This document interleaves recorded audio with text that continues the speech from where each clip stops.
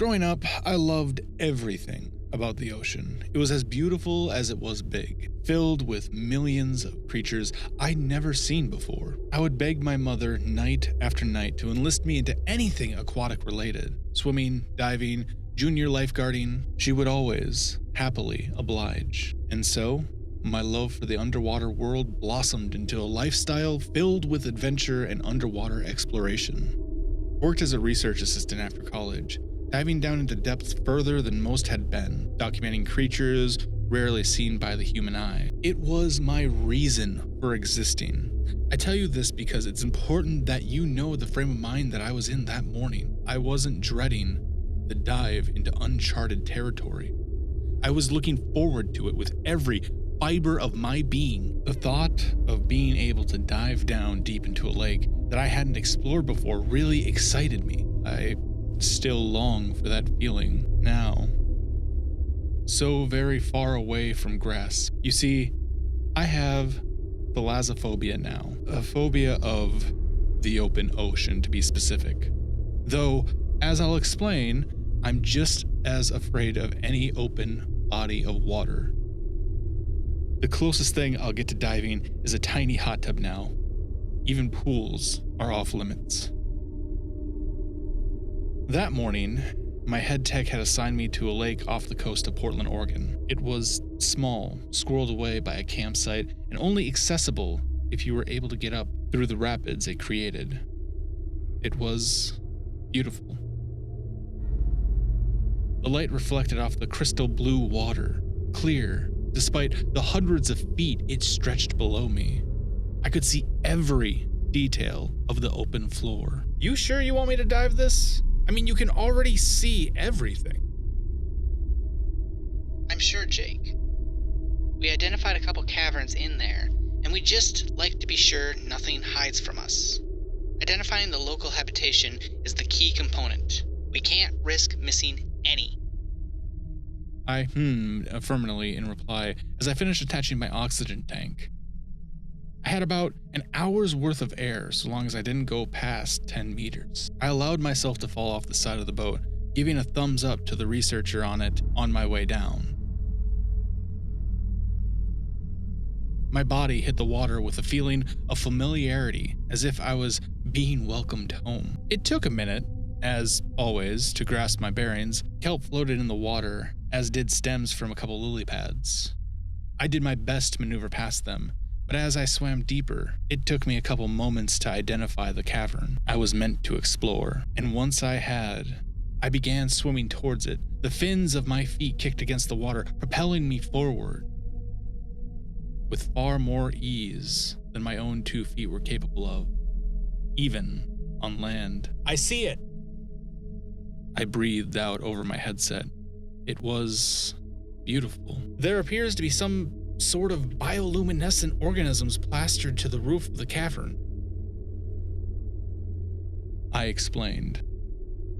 Sounds deeper. Static cut through my text speech, garbling it into something nearly unintelligible.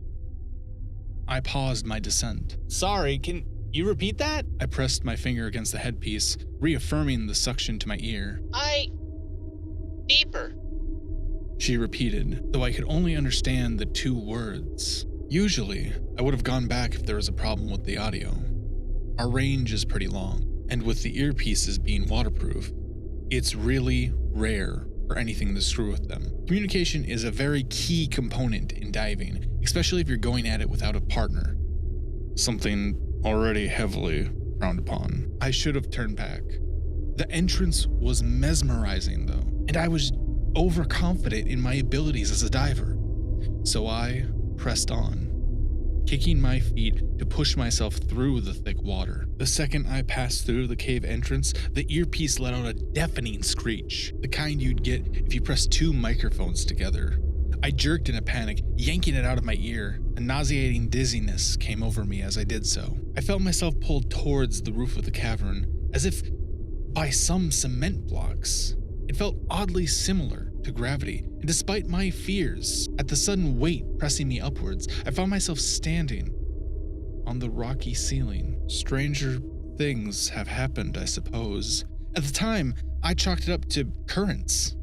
They can be unpredictable at some times. I tilted my head down, peering out of the cavern. The surface of the lake shimmered above me, looking almost the same as it would on the surface. An entirely different world, only mere meters away from me. I reached around to check my oxygen dial. I had about 45 minutes left. It's ideal to leave with at least 20. That didn't leave me too long. I waded slowly across the ceiling, moving deeper into the cavern, deeper into the unfamiliar and all-encompassing darkness, just barely illuminated by the glowing organisms. I pressed a button on my flashlight clipped to my wrist, a narrow path of light branching out from my forearm. It helped me illuminate the cavern, but caused the shadows of the rocky peaks to lurch overhead, warped and twisted in light. For the first time since I began diving, I sensed a fear, deep and primal. It felt as though I wasn't meant to be there. I shook it off. I wish I could still access my headset, but I could still faintly hear the static of interference, even through the water. It was no use. I knew that Roger, my assistant on the boat, would be incredibly concerned at this point. I'd already wound my way through the cavernous hallways and found myself rapidly losing my way in the darkness. I double-checked my oxygen. I had 30 minutes. Aside from the microorganisms plastered on the sides of the cavern, I'd seen nothing aside from the occasional school of fish. Even those seemed slim. The combination of the sprawling cave, the lack of buddy and communication, and my ever-depleting oxygen led me to make a decision I rarely make. It was time to forfeit and call it quits. I pivoted, pushing myself backwards towards the entrance, or what I thought was towards the entrance. It took me a moment to realize how utterly turned around I'd gotten, and what a rookie mistake it was. Getting lost spelunking was the #1 cause of diver deaths. I felt my breath pick up in panic. I tried to steady it. My heart pounded in my ears over the rushing sound of water. I had to stay calm. I couldn't let myself lose control. Otherwise, there had to be an opening somewhere. I followed the microorganism trail, left with no choice. I didn't have enough oxygen to be wandering around in search of the entrance. And I didn't have enough to wait for rescue. My oxygen tank continued to dip.